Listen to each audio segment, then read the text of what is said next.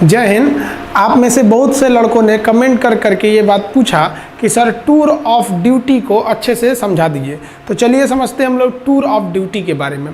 देखिए, जो आर्मी है इसकी दो सबसे बड़ी खासियत होनी चाहिए। सबसे पहला कि आपकी आर्मी एक्टिव होनी चाहिए, दूसरा कि आर्मी को यंग रखना जरूरी है, जवान रखना चाहिए आर्मी को। इसलिए आर्मी के जवानों को बहुत ही जल्दी रिटायर कर दिया जाता है और रिटायर के बाद उन्हें पेंशन भी दिए जाते हैं। पेंशन के बोझ को कम करने के लिए टूर ऑफ ड्यूटी को लाया गया। तो समझते हैं हम लोग टूर ऑफ ड्यूटी के बारे में डिटेल से। आप अगर ध्यान से समझेंगे तो आर्मी में जाने के कई रास्ते हैं। इंडिया में अगर देखिएगा तो ये 3 रास्ते हैं। अभी इंडिया में एक दौर है परमानेंट कमीशन। परमानेंट कमीशन उसे कहा जाता है जिसमें आपको पूरी ज़िंदगी आर्मी के साथ पूरी लाइफ गुजारनी होती है। लाइफ कहने का मतलब ये नहीं है कि आपको पूरी ज़िंदगी आर्मी में नहीं रहना है। अगर आप जवान हैं तो आपकी उम्र 38 से 40 साल होगी तो आपको रिटायर कर दिया जाएगा। ऑफिसर हैं तो 54-55 पे रिटायर कर दिया जाता है। कर्नल से ऊपर रैंक के हैं तो 60 साल पे रिटायर किया जाता है। तो ऑन एन एवरेज ये परमानेंट में आते हैं। इसके अलावा एक शॉर्ट सर्विस कमीशन होता है। इसमें आपको 10 से 15 साल ड्यूटी करनी होती है। जब तक ड्यूटी करिएगा तब तक आपको सैलरी वगैरह सब कुछ मिलते रहेंगे। 15 साल बाद रिटायर कर दिया जाता है। अब रिटायरमेंट के बाद इन लोगों को पेंशन भी दिया जाता है। अब आर्मी जो नया प्लान कर रही है वो टूर ऑफ ड्यूटी ये 3 साल के लिए होगा। अभी इस पर कोई ऑफिशियल बात नहीं हुई है कि इसका स्ट्रक्चर कैसा रहेगा, लेकिन हमारे जो CDS हैं, chief of defence staff Bipin Rawat, उन्होंने इस ओर इशारा किया था कि टूर ऑफ ड्यूटी का प्लान चल रहा है। तो ये 3 साल के लिए आर्मी में आना होगा। अभी हम इस पर डिटेल से चर्चा करेंगे। अब हमारे देश में कुछ और भी समझिए। हमारे देश में कुछ टेरिटोरियल आर्मी है। टेरिटोरियल आर्मी उसे बोला जाता है जिन्हें हम ट्रेनिंग देते हैं और ट्रेनिंग देने के बाद उन्हें छोड़ देते हैं, भैया आपको जो काम करना है करिए। और जब युद्ध होगा ना तो हम उन्हें बैकअप के लिए बुला लेते हैं। ऐसे टेरिटोरियल आर्मी ये होते हैं। ये इसलिए किया जाता है ताकि लोगों का सेना से जुड़ाव बना रहे। हमारे महेंद्र सिंह धोनी भी टेरिटोरियल आर्मी में लेफ्टिनेंट कर्नल के रैंक पर गए थे। आप अगर देखेंगे महेंद्र सिंह धोनी को तो वो भी टेरिटोरियल आर्मी में अपनी सेवा दिए हुए हैं। इनका रैंक देखेंगे तो ये लेफ्टिनेंट कर्नल के रैंक पे ये गए थे महेंद्र सिंह धोनी। तो ये टेरिटोरियल आर्मी में है।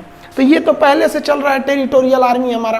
तो अब यहाँ देखिए, तो आर्मी पहले से टेरिटोरियल कर रही है। दूसरा, इनवर्स इंडक्शन करना चाह रही है आर्मी। इनवर्स इंडक्शन के तहत क्या करना चाह रही है कि जो CRPF या फिर पैरामिलिट्री में है, जो ड्यूटी कर रहे हैं, मान लीजिए कोई BSF में है, कोई CRPF में है, कोई PSC में है, कोई बिहार मिलिट्री पुलिस BMP में है, इस तरह से है, या पुलिस के जवान हैं, तो उनमें से आर्मी का क्या कहना है कि भैया जो उनमें से तेज तर्रार जवान है ना, उनको हम क्या करते हैं, सेना में लेते आते हैं।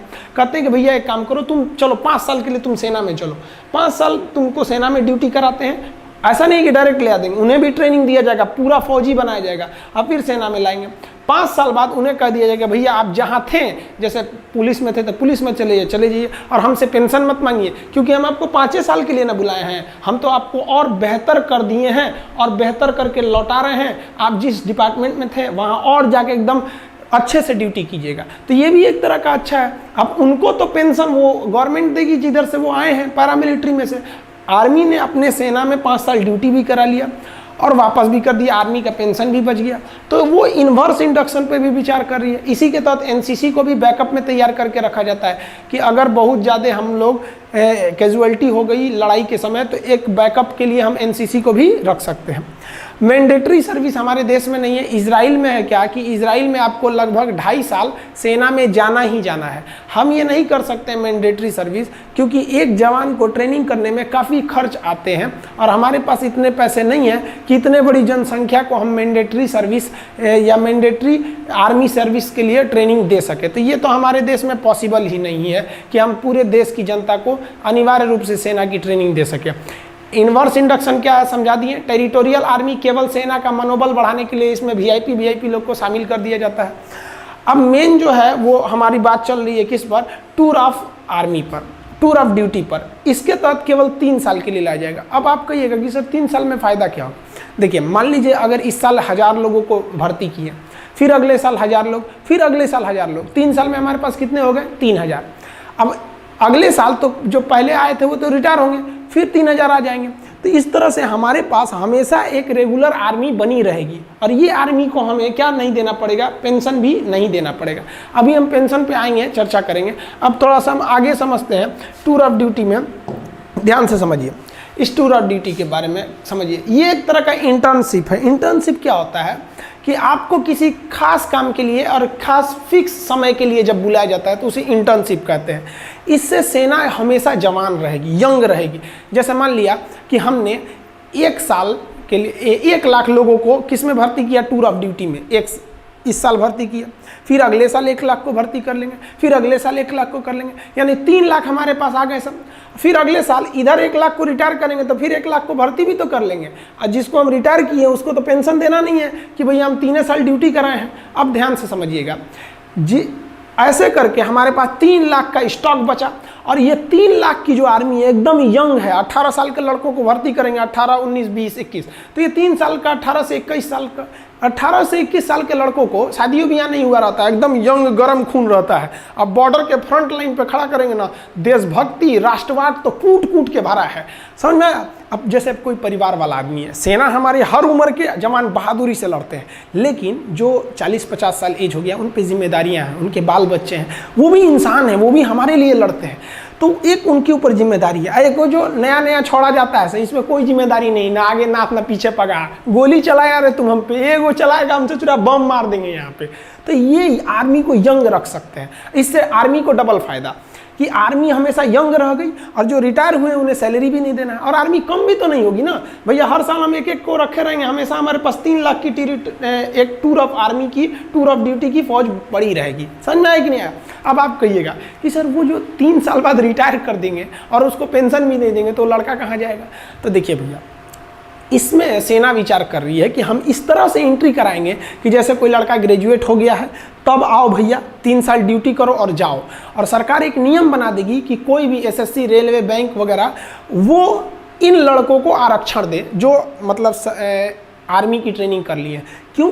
क्योंकि इनके अंदर एक डिसिप्लिन आ जाएगा। सेना उनको डिसिप्लिन 9 महीने का ट्रेनिंग देगी। ऐसा नहीं कि टूर ऑफ ड्यूटी आइए आपको टूर करा देते हैं, उठाइए AK-47, ऐसे नहीं। 9 महीने की एकदम कठिन ट्रेनिंग दिया जाएगा उन लोग को। ट्रेनिंग में कोई कॉम्प्रोमाइज़ नहीं होगा, उनका 9 महीने का ट्रेनिंग दिया जाएगा। समझ में? आप वो जिस डिपार्टमेंट में जाएंगे एकदम डिसिप्लिन, इतने बजे ऑफिस आना है तो आना है, हर चीज़ एकदम बढ़िया से रहेगा। इससे कि उनको देखकर डिपार्टमेंट के बाकी लोगों में भी एक जज्बा आएगा।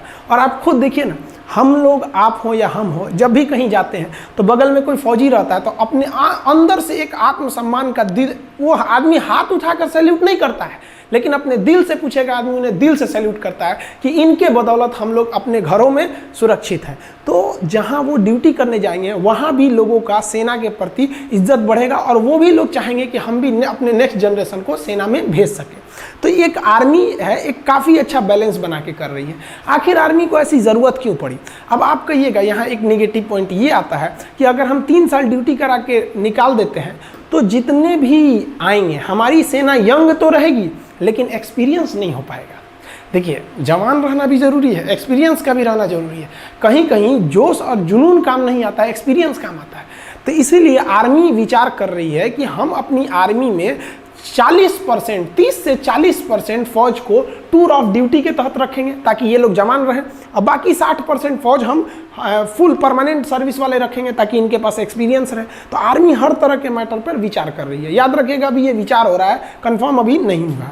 देखिए अब ध्यान से, ये एक तरह का इंटर्नशिप उसे कहते हैं जो एक फिक्स टाइम के लिए आपको बुलाया जाता है। इसमें वर्दी भी मिलेगी खूब बढ़िया, भाई सेना की वर्दी मिलना बहुत बड़ी बात होती है। आपका बढ़िया बढ़िया ब्रांड, जो हज़ारों रुपए के आप जो ब्रांड पहनते हैं ना, उस ब्रांड की कोई कीमत नहीं है अगर आपके बगल में कोई बंदा वर्दी पहन के इंडियन आर्मी का उस पर लोगो बना हो, पहन के खड़ा हो जाए तो सारा आपका ब्रांड बर्बाद हो गया उस आर्मी के वर्दी के बाद। तो एक वर्दी भी मिलेगी, रैंक भी मिलेगी, सैलरी भी मिलेगी। क्या नहीं मिलेगा? तो भैया पेंशन नहीं मिलेगी। सारा बवाल तो पेंशनें कम करने के लिए हो रहा है, समझ में आया कि नहीं? तो पेंशन नहीं मिलेगा आपको। क्यों पेंशन नहीं मिलेगा? क्योंकि पेंशन देने के लिए कम से कम आपको 17 साल की ड्यूटी करनी रहती है। इसमें तो ओवरऑल 3 साल की ड्यूटी ही है। तो समझ में आ रहा है कि नहीं आ रहा है? जो टूर ऑफ ड्यूटी के तहत आएगा वो सेना के एडवेंचर को भी देख लेगा, राष्ट्रवाद भी देख लेगा, डिसिप्लिन भी सीख लेगा, स्वास्थ्य, मेंटेलिटी, हर चीज को सुदृढ़ कर लेगा और दूसरी नौकरी में उसको छूट भी मिलेगा। तो उसका भी करियर खराब नहीं हुआ, देश की सेना भी जवान रह गई और देश का जो पेंशन पे खर्च था वो भी बच गया। आर्मी का जनता से जुड़ाव भी हमेशा रेगुलर बना रहेगा 3 साल पे। अब जैसे क्या होता है कि एक आर्मी गया वो 40 साल ड्यूटी पे रहेगा, तो भैया 40 साल तक आप उसके जगह पे दूसरा भर्ती नहीं ना करेंगे, यहाँ तो हर 3 साल पे ड्यूटी पे भर्ती करना है। तो समझ में आ रहा है। अब आप देखिए जरा ध्यान से, इस इंटर्नशिप पे क्या किया जाएगा। शुरुआत में ऐसा नहीं है कि आप कोई सेना में कोई डिसीजन बड़े पैमाने पर ले सकते हैं। तो आर्मी का कहना है कि पहले हम 1000 जवान और 100 ऑफिसर को भर्ती करेंगे। इसमें 1000 जवान को भर्ती करेंगे, 100 ऑफिसर को। इसमें देखेंगे कि इस पर क्या अभी प्रोसीजर है, क्या इसके रिजल्ट आएंगे। हम आपको अभी इसके फायदे समझाते हैं। अब ध्यान से समझिए इसके फायदे क्या क्या होंगे हमारे। देखिए इसके बेनिफिट समझाते हैं। एक रेगुलर जो जवान होता है, हम अभी इसमें ऑफिसर की बातें नहीं कर रहे हैं, हम जवान की बात कर रहे हैं। देखिए ऑफिसर बहुत कम होते हैं, एक कंपनी में लगभग 3 प्लाटून होता है। जैसे 10 जवान का एक सेक्शन होता है और 3 सेक्शन को मिला के एक प्लाटून बनता है और 3 प्लाटून को मिला देंगे तो एक कंपनी बनती है। और एक कंपनी को कमांड करता है एक ऑफिसर, यानी 90 लोगों की फौज पे एक ऑफिसर हो जाता है। 90 से 120, कभी कभी 4 प्लाटून का भी एक कंपनी बनता है। वो फर्दर वीडियो में हम आपको समझाएंगे। Company, platoon, section, battalion, regiment, brigade, division, इस सब में अंतर कभी समझा देंगे उसमें। तो एक रेगुलर जो जवान होता है, उस जवान को पूरा परमानेंट अगर ड्यूटी दीजिएगा तो भर्ती से लेकर उसकी जितनी सैलरी बनती है, अलावेंस बनता है, भत्ते बनते हैं, उसको पेंशन होता है, वो सब मिलाकर अगर जोड़ दीजिएगा तो 11 करोड़ रुपए आते हैं। 11 करोड़। और अगर यही जवान अगर हम टूर ऑफ ड्यूटी के तहत लेते हैं तो 3 साल का है, तो 3 साल में आप उसको कितना अलावेंस दे दीजिएगा, कितना खर्चा कीजिएगा। अब पेंशन का तो बवाले नहीं है, तो टोटल 90 लाख खर्च आएगा। तो हम यहाँ कैलकुलेशन ईजी करने के लिए 1 करोड़ लिख दिए, मान के चलिए 1 करोड़ आएगा।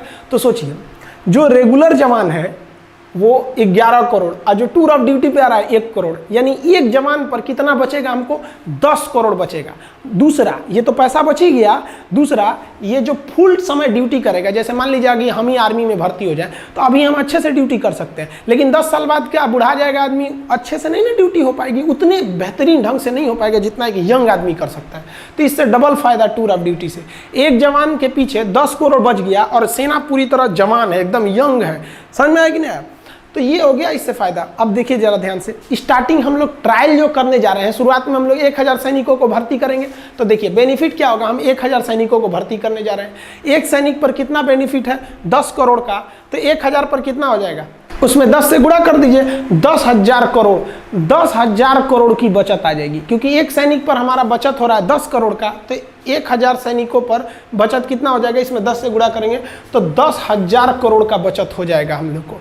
अब इस बचत से 10,000 करोड़ से हम आधुनिक हथियार खरीद सकते हैं, आर्टिलरी खरीद सकते हैं, हेलीकॉप्टर खरीद सकते हैं। आप खुद सोचिए ना, 126 राफेल जहाज़ों की ज़रूरत थी, आ कितना रहा है, केवल 36, यानी 90 जहाज अभी कम आए हैं। अब सोचिए हमारे यहाँ पे तो पैसे, हथियार पे पैसे कम खर्च होते हैं और अपनी की टेक्नोलॉजी उतनी आगे नहीं है जितना होना चाहिए। सेना के क्षेत्र में हम मतलब सेना में जो हथियार बनाना है तो उसमें हम लोग उतना मतलब संतोषजनक विकास नहीं कर पाए। मिसाइल टेक्नोलॉजी हम लोग की आगे है, लेकिन जो हेलीकॉप्टर एविएशन सेक्टर है उसमें बहुत संतोषजनक विकास नहीं हुआ है। अब आप ऐसे अंदाजा लगाइए, 1 रैंक 1 पेंशन जब आया था तो आपको पता होगा ये क्या है 1 रैंक 1 पेंशन, मतलब क्या है समझिए ध्यान से, कि जिस तरह से लोगों की सैलरी बढ़ती है, जैसे जो दरोगा 2010 में था या जो 1995 में दरोगा की जो सैलरी थी, क्या 2020 में वही सैलरी है? नहीं ना, सैलरी बढ़ रही है। तो 1 रैंक 1 पेंशन में क्या कहना है कि भैया जब सैलरी बढ़ रही है ना तो पेंशन भी बढ़ाइए। यानी जो आदमी, जो सिपाही 2020 में रिटायर हो रहा है उसका पेंशन जितना है उतना ही पेंशन उस सिपाही का भी होना चाहिए जो 2002 में रिटायर हो गया और अभी तक जिंदा है, मतलब मान लीजिए जीवित है। अब आर्मी को तो बहुत यंग एज में ना रिटायर कर दिया जाता है, तो मतलब कहना है कि पेंशन एकदम सेम होना चाहिए। तो इससे पेंशन पे बोझ इतना बढ़ गया है कि आर्मी ना अपने कुल बजट का लगभग 60%, बबुआ 60% लगभग केवल सैलरी और पेंशन में खर्चा हो जाता है। यानी जो आर्मी को पैसे मिलते हैं उस पैसे का 60% सैलरी या पेंशन में खत्म हो जाता है। बाकी में आपका डीजल का खर्चा है, ये वगैरह वगैरह खर्चे हैं, तो बहुत कम खर्च हो पाते हैं हम लोग का। अब ऐसे समझिए ध्यान से, हमारी आर्मी को टोटल 2.5 लाख करोड़ रुपए मिलते हैं साल में, कि भैया इस 2.5 लाख करोड़ में आपको जो करना है करिए। अब 2020 का हम आपको बताते हैं, जो 2.5 लाख करोड़ मिले थे हम लोग को, उसका हिसाब देखिए ध्यान से यहाँ पे कैसे है 2.5 लाख करोड़ का 2020 में। उस 2.5 लाख करोड़ में से 1,33,000 करोड़ हम लोग पेंशन देने में खर्च कर दिए, यानी लगभग आधा खर्च कर दिए पेंशन देने में, 1 रैंक 1 पेंशन का पेंशन पे। और हथियार कितने का खरीदे? 1,20,000 करोड़। आप अगर इसको जोड़िएगा तो लगभग 2.5 लाख करोड़ आ जाता है। तो ये हमारा 2.5 लाख करोड़ का हिसाब है, आधा निकल गया पेंशन सैलरी देने में, अब बाकी बचा। अब खुद सोचिए ना, पेंशन वगैरह का जो हमारा खर्चा है पेंशन का, उससे कम खर्चा है हमारे हथियार का। अब कहीं ना कहीं आपको भी अजीब लग रहा होगा सुन के कि भैया हम हथियार पे जितना खर्च कर रहे हैं उससे ज़्यादा पेंशन पे खर्च कर रहे हैं। तो ये टूर ऑफ ड्यूटी है, इसके पीछे भले ये तर्क दिया जा रहा है कि आर्मी जवान रहेगी, सेना जवान रहेगी, ये तर्क दिया जा रहा है कि युवाओं में जो राष्ट्रवाद है, जो देश प्रेम है, उसका सही उपयोग होगा, लेकिन इसके पीछे जो मेन रीजन है वो आपको दिख गया कि आर्मी अपने पेंशन को बचाकर उस पैसे को मॉडर्नाइजेशन की ओर लगा सकती है, क्योंकि हमारे जो बगल में चाइना है ये बहुत ही ज़्यादा अपने आर्मी पे पैसे खर्च कर रहा है। तो ये समझ में आ गया आप लोग को। अब आपके मन में एक सवाल आएगा कि ये जो सैनिक होंगे टूर ऑफ ड्यूटी पे, ये कैसे आएंगे? टूर पे जैसे घूमने जाते हैं? नहीं, इनका भी वैसे ही बहाली होगी, वैसे ही भर्ती होगी जैसे एक रेगुलर आर्मी का होता है, वैसे ही ट्रेनिंग होगी जैसे एक रेगुलर आर्मी का। यानी अगर कोई जवान खड़ा है तो आप देख के नहीं कह सकते हैं कि टूर ऑफ ड्यूटी का है कि ये परमानेंट है, फिर आप उसके आई कार्ड को देखना पड़ेगा, उसका सर्विस रिकॉर्ड देखना पड़ेगा कि कौन सा ये जवान है, तब पता करेंगे। ट्रेनिंग भी एक ही जगह पर होगी, सैलरी भी एक मिलेगा, हर चीज़ एक रहेगी, फ़र्क बस ये रहेगा कि भैया आपको 3 साल पर रिटायर कर दिया जाएगा बस, अब और पेंशन नहीं दिया जाएगा। भर्ती सेम होती है, आप आर्मी की भर्ती देखे होंगे, हमारे देश के जितने युवा जवान होते हैं वो दौड़ लगाते हैं, वो लोग 4 मिनट में 1600 मीटर दौड़ लगा के वो दौड़ लगाते हैं। फिर जो प्रोसीजर होती है उनका, वो उस प्रोसीजर के बाद वो लोग सेलेक्ट होते हैं, और सेलेक्ट होने के बाद तब वो कहाँ जाते हैं? आर्मी में जाते हैं। सबका पैरामीटर सेम रहेगा आर्मी में अगर वो चले जाते हैं तो। आप नहीं कह सकते हैं कि इनमें से कौन सा जवान टूर ऑफ ड्यूटी का है और कौन सा जवान हमारा मतलब परमानेंट है। तो सब का सब क्या रहेगा? एकदम सेम रहेगा। आप समझ में आ गया आप लोग को कि ये टूर ऑफ ड्यूटी मेनली किसके लिए किया जा रहा है कि भैया हम अपने पेंशन पे हो रहे खर्च को कंट्रोल कर सके और अपनी सेना को मॉडर्न टेक्नोलॉजी दे सके। जैसे हमारे सैनिकों का बैलिस्टिक हेलमेट नहीं रहता है, इंफ्रारेड रिकॉग्नाइजर नहीं रहता है, अभी भी हम लोग इंसास राइफल लेके चल रहे हैं लोग। तो ये सब चीज़ें, आर्मी की जो बूट होती है वो काफ़ी हैवी होती है, वजन में बहुत भारी होता है।